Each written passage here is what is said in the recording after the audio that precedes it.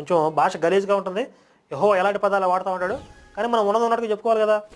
అంటే ఇక్కడ అర్థం ఏంటంటే ఇశ్రాయేలీయులు అన్య దేవతలను ఆరాధించినప్పుడల్లా ఇట్లా మీరు రంగుతనం చేస్తున్నారా, వ్యభిచారం చేస్తున్నారా అని తిడతా ఉంటాడు కడుపు మండిపోయి యెహోవా. అంటే మీ తల్లి అంటే ఇశ్రాయేలు ప్రజలు ఇతర దేవతలను ఆరాధిస్తున్నారు, అట్లాంటి వ్యభిచారం పనులు మానుకోమని మీ తల్లితో వెళ్ళి వాదించండి అని చెప్పి ఇశ్రాయేలుకి చెప్తున్నాడు. ఇక్కడ వ్యభిచారం చేసేది ఎవరు? ఇశ్రాయేలు మాత. ఎవరిని వాదించమంటున్నాడు? ఇశ్రాయేలీయుల్ని.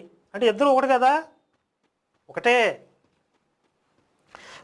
ఈ వాక్యంలో ఆమె అంటే ఇశ్రాయేలు సమాజాన్ని స్త్రీగా చెప్తున్నాడు హోషేయ ప్రవక్త.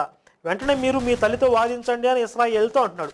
అంటే ఇశ్రాయేలు సమాజాన్ని ఇద్దరు వ్యక్తులుగా పరిగణించడం కనబడుతుంది.